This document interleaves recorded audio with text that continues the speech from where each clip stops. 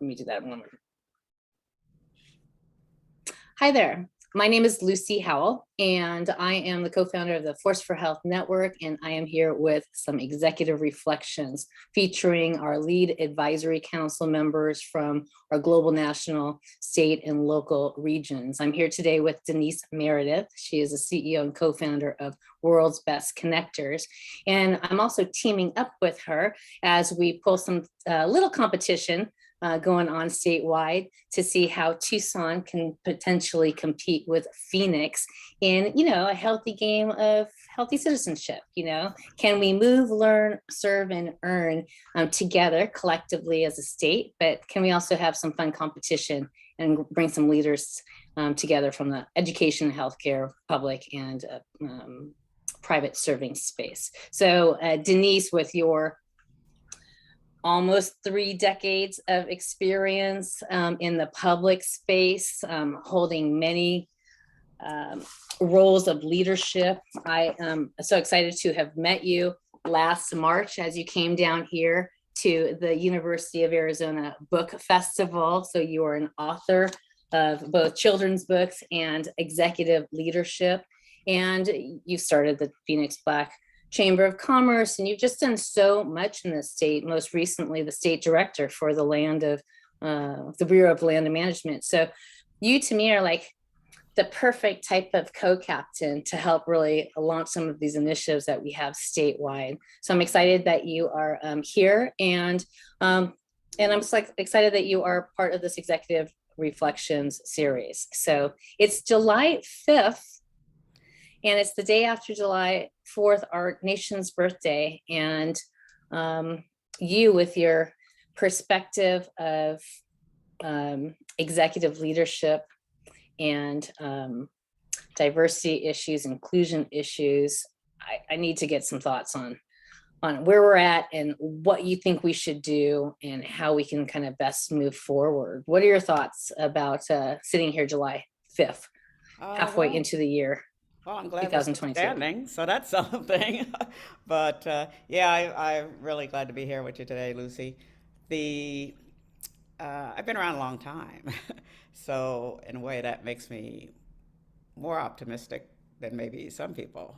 And that as a young kid, went through all the assassinations, the Kennedys and Martin Luther King, and then I went to college. My freshman year and sophomore year, we had the anti-war demonstrations in Kent State, where kids were actually killed on campus demonstrating. Been through just so many of these episodes. So this may be the worst in a way, because to me, it's make or break this time. We're teetering right on the edge. And never before have we talked about the end of democracy. We've talked about change of parties or, ousting presidents or things like that. But never have we talked about basically our democracy here. So I think the key is going to be, and I've been preaching that for years, is voting. We're a democracy. Democracy is kept alive through voting.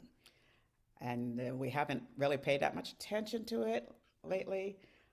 When I was, of course, I say I went to school during the revolution. It was a different thing. People really voted because we wanted to change the world. But the past decade or so, they've sort of let that slide, and people are taking it for granted. And so I think what I've always warned people about is that you really can't take freedom for granted.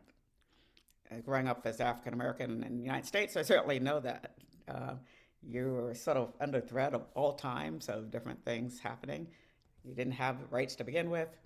Now you have rights. Now people are planning to take them away again. So we have to stay ever vigilant. What is exciting about what I'm working with you is the health issue. And this, of course, now with the recent Supreme Court decision has come into more play.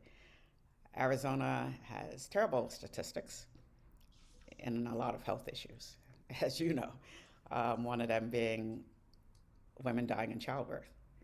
This is 2022. There's not much excuse that we have for that happening. And I saw the other day, I think African American women 3 times as much as white women. It makes no sense.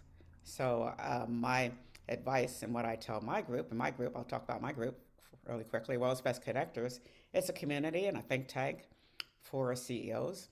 It's made up of CEOs, and what we do is help CEOs. So it's a CEO to CEO type of organization. And what we do is help other executives do what either they don't have the capacity to do, sometimes they just don't like to do, whether it's staffing, recruitment, marketing, financial management. Most CEOs have a passion for something. That's how they got started. But sometimes that's all they can do. That's all they want to do. So 3 years later, after they've made the big uh, uh, blast and done really well, and then their books are a mess, and things start to go downhill. So what we try to do is help, not so much startups. We don't have many. We usually adopt a couple of startups, so to speak, to help them. Uh, but we're basically looking at people who are experienced, so 3 or more years, because that's when people start to hit the wall. Things were going really well, but they forgot to do this part. Or things are going really well, but pandemic hits, changes their whole mode of operation. So we're really into trying to help CEOs through that. What's exciting about what you're doing, and I was really think what you're doing is different and positive and needed here in this state in particular, is people get hung up on fads. When you talk about health, it's like, oh, such and such a diet, or oh, such and such a um, bicycle that you use now is going to make a difference, instead of a consistent look at and maintenance of your health. And the And type, yeah, oops, I'm sorry. no, I was saying the types of things that you're emphasizing with people, education, learning about it, passing it along, actually practicing it. Sometimes gamification. We're talking about younger generation now. Our group works a lot with tech, and I call myself a tech person who hates tech. But I acknowledge that tech is very important, and I've worked with it all my life, so I should be used to it by now. But essentially, using what motivates young people now, which is gamification and competitions and online, to track and maintain their health. So I'm very excited about that little aspect of it is really something new and different, because we need to get younger people engaged right from the start in maintaining their health. Right now, I guess the statistics show that young people have a shorter lifespan, maybe, than their parents. That also makes no sense. So we need to get them engaged right now in helping keep them happy, healthy, and safe. In you've said things, you've said a couple things. First of all, on an earlier segment with Rob, you hit the nail on the point, because I said, bottom line, it doesn't matter. The laws are reflective of who is in power and who is voted in. So if we don't vote so that those elected officials aren't reflective of what our true values are, we can't complain. So we've got 2 years every cycle to affect state, local, and national leaders. So if you don't know who your leaders are, you better find out, because this ruling that affects half of the population here will be decided at a state level. And I will venture to guess most people do not have any clue who their state senators are. Right? They're their state representatives. Surprise now is with redistricting, it may be somebody different. Exactly. So, we're 4 months, 5 months out. This reminds me of when I ran a congressional run. I ran the fundraising efforts for in 2018 for a very popular candidate out here, Leah Marquez Peterson. She was the CEO of the Hispanic Chamber, and it was just a very interesting ride, to take that experience of the public sector and that whole ecosystem of voting. Really it comes down to, please don't let the commercials, educate yourselves, like know who your representatives are, and then vote with a level of literacy that we can start easing down the cost of what it actually takes to get elected these days. I think $60 million for a Senate seat is what is expected to be raised. I mean, could you imagine if 80% of that got recirculated back into philanthropy or startup or, business? I mean, It's only going to 3 pockets right now. If you think about it, it's all media spend. Anyways, so I get off on a tangent. We've got some cool things coming up. I know you've got a summit that we're working on. I plan to have a My Healthy Arizona type of team up launch with you with Phoenix and Arizona sometime before quarter's end. So we'll look forward to getting that up and out. But talk to us a little bit about what you've got coming up at ASU this fall. Yeah, at ASU, and ASU is one of our major sponsors. And every year so far, they've been the presenting sponsor for our annual conference. So this is the 4th annual conference that we're having.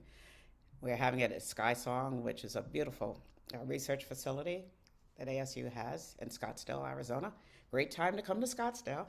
So I encourage people to come about that Certainly time is. because it's going to be on October 27th. And I have a short attention span, so it's from 8 to 2. It's not even all day. You can come, but it includes a continental breakfast and lunch. But the theme this year, we have a different theme every year. The theme this year is leading from the top.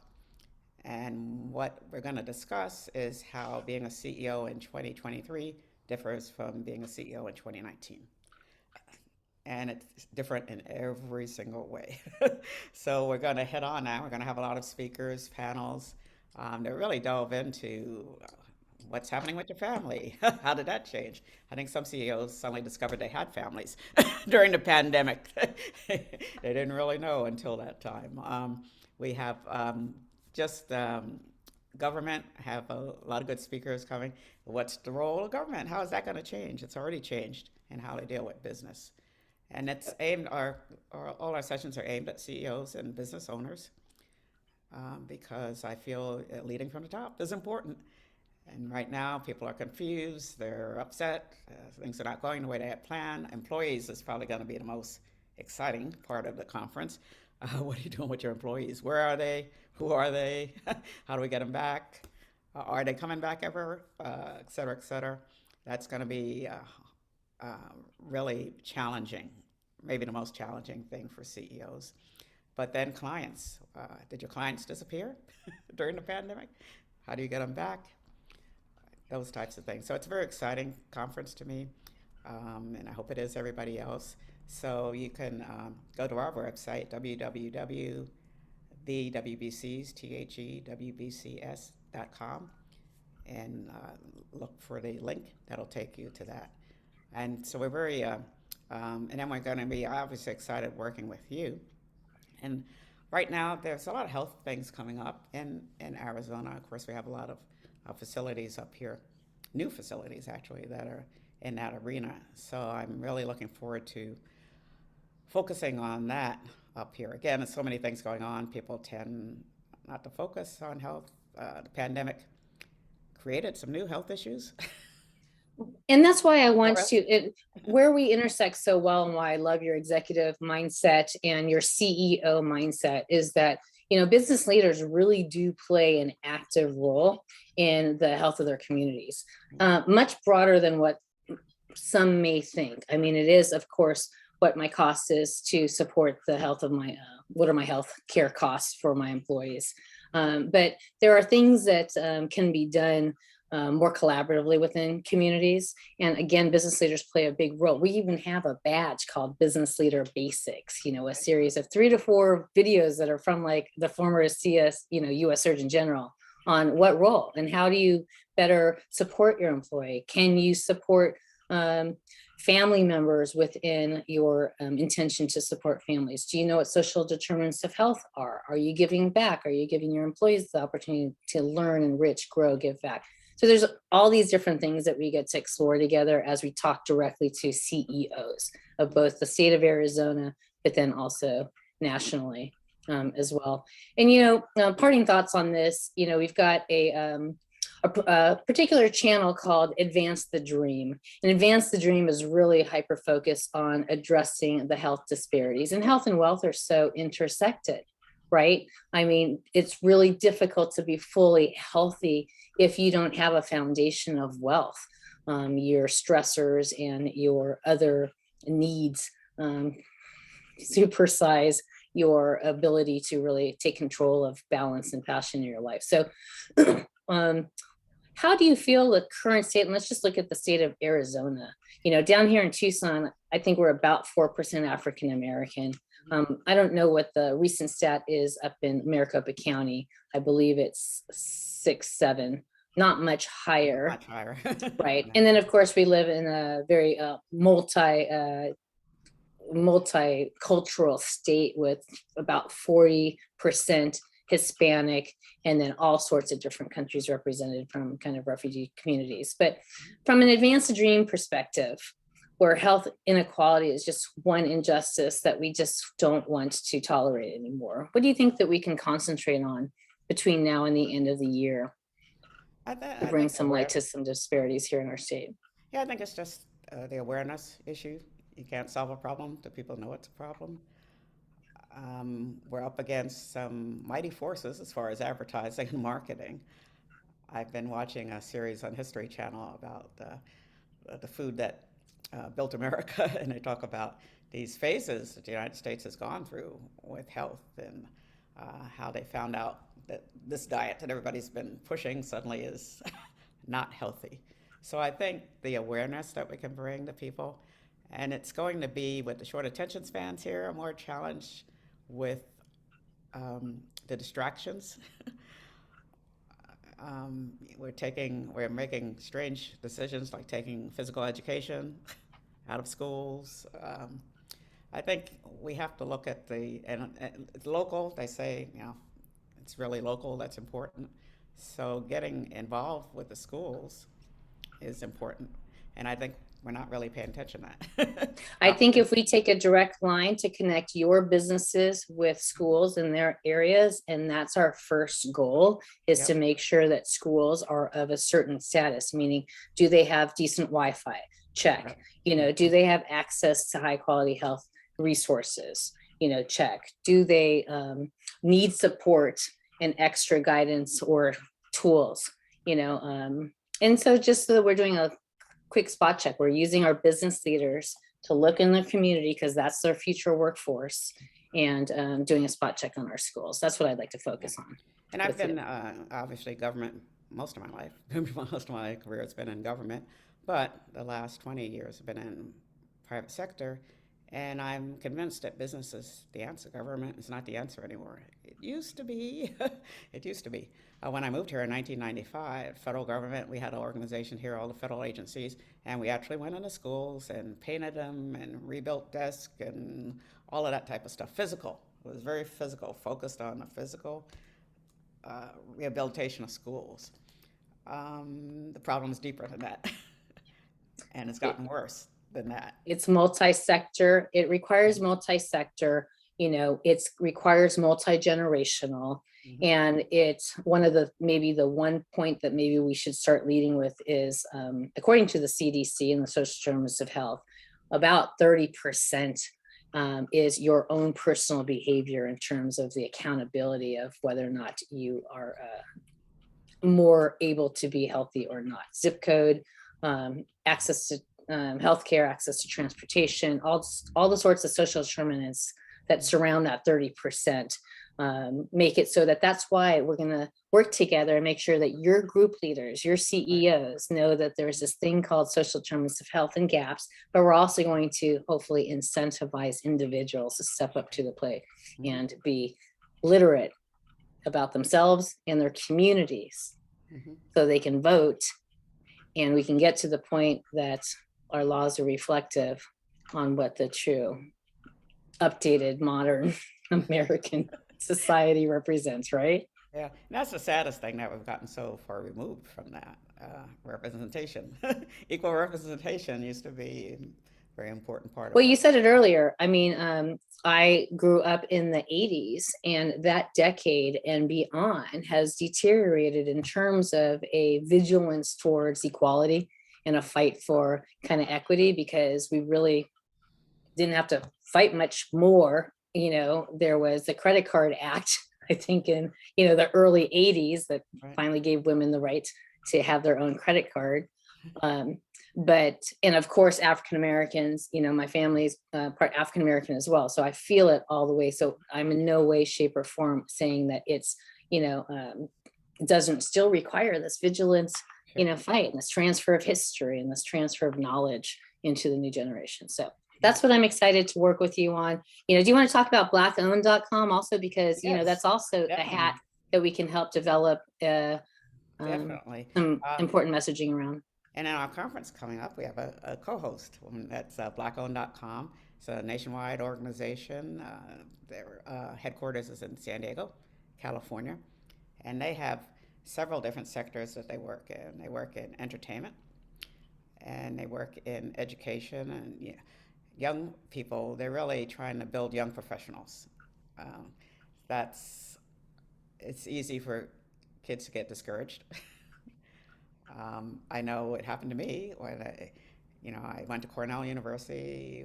What an achievement that was to get to Cornell University, and you get there, and it's like, there's still discrimination here. And then I graduate, and it's like, there's still discrimination here. So they need young kids. They need that encouragement. Keep going and keep at it, and also be able to talk to each other. Not too many young people on LinkedIn, okay? There's a reason for that. And it's really less reason for African Americans to be on LinkedIn, okay? The types of stuff you see on social media is not pleasant to African Americans. So they're working on a system that's very secure and confidential, and young people of color will have an opportunity to talk about serious things among themselves. Which will be. I'm very excited to help sponsor and support that initiative. That's what we're all about, helping empower teens to own their voices and to find action, to do things that they care about, with social and healthful impacts. So, okay, well, wonderful. So the third one I just want to mention is business. Of course, they have business part, which is what they're doing with us. So yeah, so there's an important organization, blackowned.com. You can just go to that website and take a look.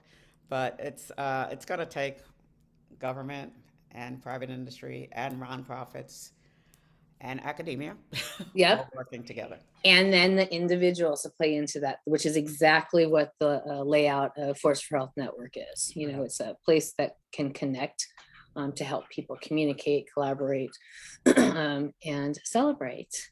Actually compete and then celebrate. So again, you're my nemesis up there in Phoenix, and it'll be interesting to see the team that you build around yourselves. I've got a very strong team already ahead of you, basically, but universities, county leaders, city leaders, business leaders, lean into Denise's team up Greater Phoenix, and we'll see if we can have some healthy intrastate competition here. We didn't forget about you either. Northern Arizona. There's a team up in Northern Arizona. We've done some great work with NAU and the College of Health out there with some fabulous interns as well. So this is a statewide competition. It's coming up this fall, and we're calling out any group leaders that want to work either in Tucson or in Phoenix to move, learn, serve, and earn for points in the Reality Health Games. Okay, thank you so much for joining us, and final thoughts of wisdom for the second part of the year. I would say hang in there. And it sounds really simple, but it's a big challenge right now. But that's it. I always say the United States goes right to the edge of the precipice, and then they come back. So the key thing is to think about others. It's been too much me. Now we have to think about, if we had that mindset of thinking about others, most of our problems would go away. So. Absolutely. I love that, finishing on that quote. Okay, got it. So thanks for joining us, Denise, and take care. Okay, take care. Thank you, Lucy.